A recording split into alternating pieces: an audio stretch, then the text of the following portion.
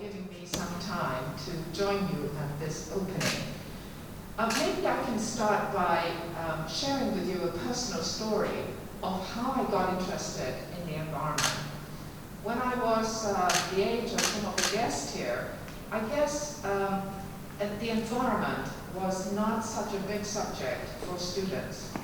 And it wasn't really until I was in my 20s and when I started working, because I had many opportunities to travel, and I needed to have some reading material with me.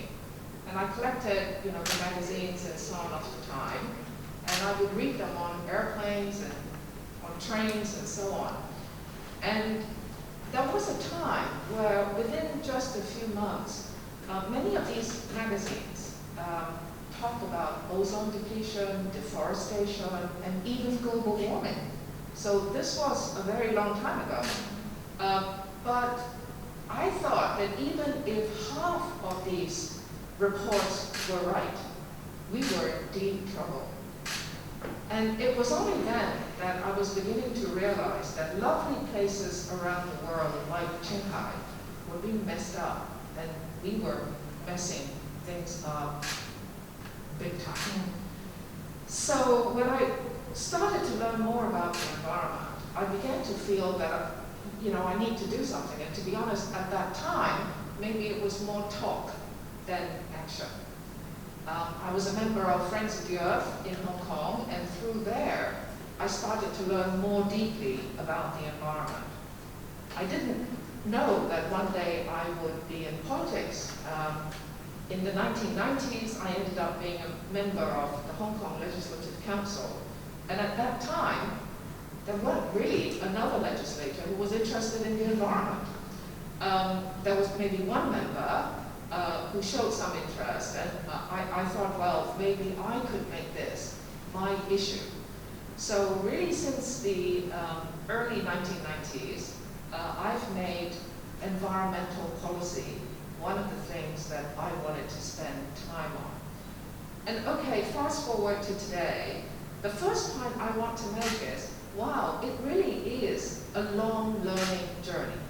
There is still so much to learn about how badly we messed up, but secondly, what can we do about it? Now, my second point is, I'm a bit hopeful today. I'm a bit hopeful today because I think the world has given itself a date with destiny. Now, I'm sure all of you have heard something about a global agreement called the Paris Agreement.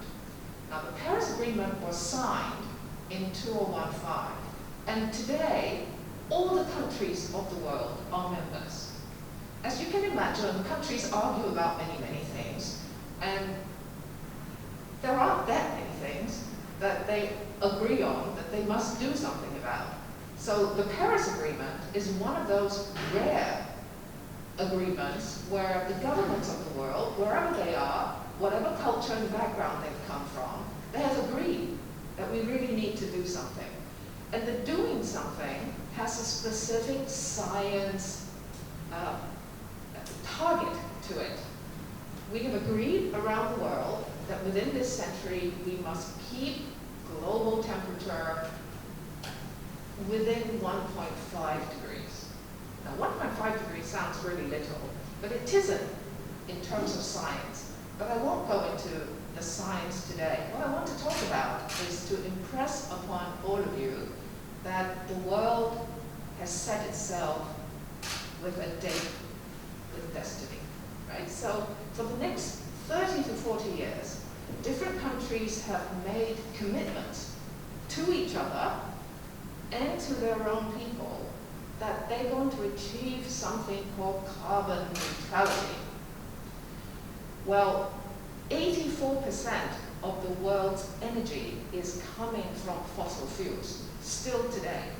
So what that means is, if we're going to really ramp down on fossil fuel, really get to carbon neutrality, it is a revolution. It is a revolution that we haven't done before. We're doing something which we don't quite know how to do it. because it is such a big deal, right, to get us out of fossil fuel, we need to collaborate. How do we learn? For young people, how do you learn? Obviously, you need to spend quiet time to understand the issue, but very often when you're in class or when you're working with people in a group, it is through discussion and sharing of ideas and doing projects together that you kind of learn, and you learn from each other, and you do things with each other, because there's very little that you can do entirely on your own. So apart from us collaborating with each other, countries also need to collaborate with each other on technology, on helping other nations, many, many things that we can help each other on. So my first point is we have a date with destiny. The second thing is we need to do things together. And because the whole economy, right, everybody, whatever business you're in, we all need to decarbonize. We all need to change. So it's all hands on deck, right? And we need to go fast. Now, when I was young, I used to think 10 years was such and such a long way away. And we have 30 to 40 years where we need to meet the dates with destinies. 30 to 40 years sounds such a long time. But anyway, I know it will go really, really fast. So doing it at scale and at speed, right, this revolution that is coming, in many ways is very exciting, because it is a new chapter, especially for our young people. You're going to get into jobs, you're going to do it in a way, it's all going to be digital, that, we need the young people to make that next step in the transformation. Now, the last thing I also want to say is decarbonization and technology and industry and so on is all very exciting, and finance, getting the money there to do all these things. But we mustn't forget that we need to also do something called adaptation. Climate adaptation is to make sure the floods that are going on in China right now, the floods that have done terrible things to Central Europe, and actually the heat wave, this massive heat wave that is still going on in North America. These are some of the really severe weather events that we need to think about how to defend our societies with. So again, we also need to think about how to deal with that. And it isn't all about hardware, because it's also about us getting together. When you have a flood, just imagine, you're going to have to work with your neighbors, you're going to have to work with the people in your particular area to help each other to get it through. So the hard science, the hard infrastructure, but also the software of society, how we collaborate with each other.